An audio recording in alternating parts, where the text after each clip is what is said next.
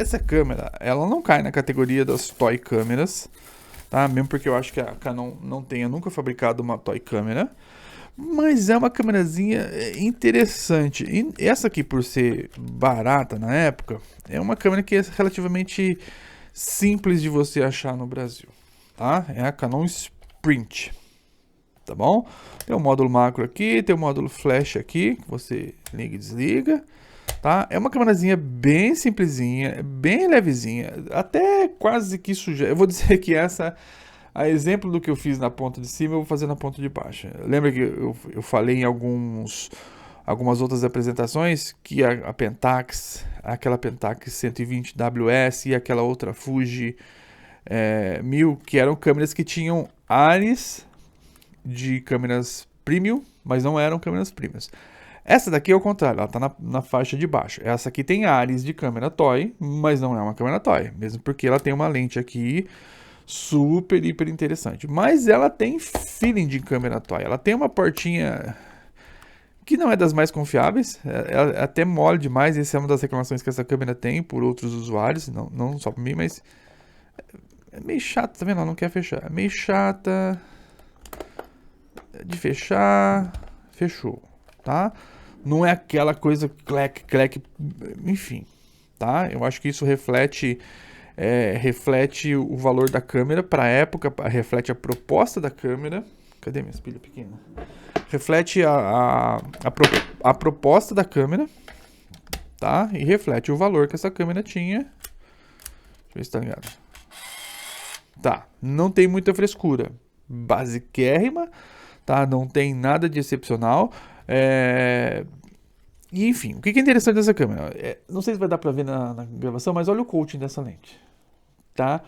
Ela é aquele tipo de negócio que você tem uma puta de uma lente de um corpo que é inexpressivo e que os caras talvez capricharam tanto na lente, capricharam muito na lente para poder justamente colocar num corpo que fosse barato, mas vender um produto de qualidade, tá? E essa lente é muito interessante, é interessantíssima. Apesar de ser uma lente que você tem em outras câmeras, aqui é o fato de que você consegue pagar barato numa câmera com uma lente prime dessa, que é uma Canon 35mm 3.5, tá? Que é uma câmera que pode, tô só especulando, pode ser que tenha sua gênese relacionada com o projeto da Mini, da Canon, da Prima Mini, Mini 1, Mini 2, que é a mesma lente, 35mm 3.5. Então é uma prime, é uma lente prime super clara, 3.5 é uma lente boa, é a lente que tá, é uma lente equivalente a que está na estilos MJU. Não é uma lente banal, não é uma lente assim descartável. Tá num corpo, de novo, vou deixar isso claro, tá num corpo que tem a portinha dela meio, enfim, tá num corpo que tem ares de toy câmera, tá? Mas ela não é uma toy câmera justamente por causa dessa lente. Olha o coat dessa lente, tá? Enfim, 3.5, 35mm 3.5, é isso aqui também. Isso aqui também é 35mm 3.5, tá? Lógico que não é a mesma lente, mas tem um coat muito semelhante, dá uma cor muito semelhante, dá um tamanho de lente muito semelhante. Olha só, é o tipo da câmera que poderia te surpreender, sim. Tem bons reviews sobre essa câmera na internet, gente louvando o fato dela ter uma lente que realmente tem uma boa definição e que é uma câmera que você costuma não esperar tanto dela e ela acaba te surpreendendo, tá?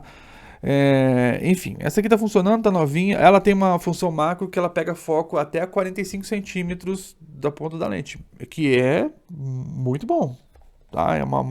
Para uma lente de 35mm focar 45 centímetros, você tem um módulo macro aqui, tá? Você puxa o macro aqui e faz a foto, tá? Então assim, é o tipo da câmera que você, quando achar, não vai achar caro, porque as pessoas têm essa coisa de que a câmera molinha, né? Uma câmera levinha, barulhinho de plástico, mas menos que você tenha um conhecimento que essa lente é um pouquinho acima da média para esse padrão de câmera, padrão de acabamento, você consegue pagar barato numa câmera dessa, tá? Lógico, certificar de que ela está funcionando. Essa aqui não tem nem marca, praticamente não foi nem usada, tá zerada. Ó, nem passou filme aqui. Ou pelo menos não passou muito filme aqui. A portinha é aquilo que eu falo, tá vendo? Você abaixa o botãozinho aqui, tem que voltar. Ele não tem uma molinha. E isso aqui era da câmera, tá? Não tô dizendo, a sua que não, a minha não quebrou. A minha tá aqui funcionando como deveria. Se você for pesquisar na internet, vão dizer assim, não, essa porta não é tão confiável assim, ou você pode ter problema para abrir isso aqui. Enfim, eu não vou dizer que isso seja um defeito, é uma característica dessa câmera. Isso aqui foi escolhido para ser desse jeito, então não tem muito o que reclamar.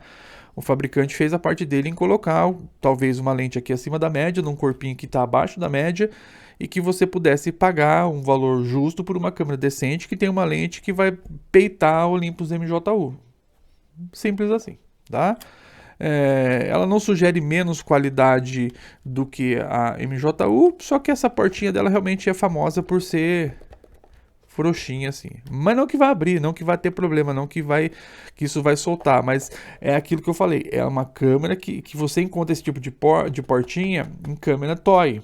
Por isso que eu tô falando assim, é uma câmera que tem ares de câmera toy, por ter esse feeling de câmera barata, tá? Vou ser muito cuidadoso em dizer isso, porque eu não estou desmerecendo o produto nem nada, mas ela tem uma lente que pode ser que te surpreenda aqui, é uma lente com coating, então assim, é uma lente tratada que teve um cuidado de ser produzido, tá?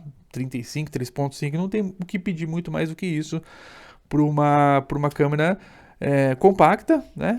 A câmera não é grande, ela é relativamente compacta, é uma câmera que caberia num bolso sim, tá?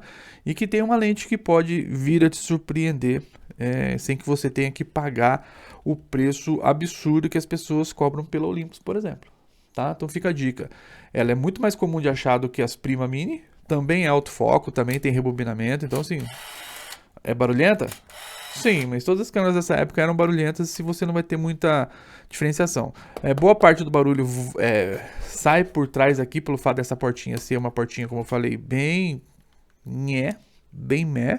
Mas, de novo, isso não desmerece a câmera em maneira nenhuma em relação ao que ela pode produzir de foto, tá? É só a carinha dela mesmo, esse feeling que ela tem de câmera toy. Mas fica de olho, Canon Sprint, tá?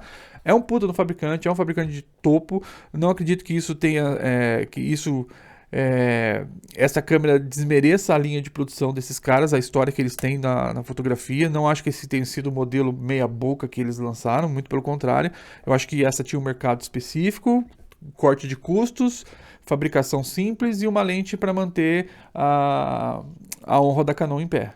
Tá? Não acredito que eles tenham baixado o custo do equipamento para poder botar uma lente que fosse meia boca para poder vender isso para mercados não exigentes. Tá? Não acredito que tenha sido uma câmera que tenha vendido muito no Japão, porque elas tinham outros padrões de qualidades e um poder de aquisição que permitiam que eles não tivessem que abrir mão de qualidade no modelo assim para poder vender câmera. Tá? Mas isso é a minha percepção, não tem base nenhuma em fatos que eu tenha apurado, nada disso, é a impressão que eu tenho, porque dentro da linha da Canon você tem câmeras excepcionalmente bem acabadas, excepcionalmente bem construídas, que oferecem lentes primes, além, de repente, ainda vou chegar em algumas câmeras que tem essa lente 2.8, em câmeras que são da mesma época, tá? Mas eu imagino que isso possa te surpreender.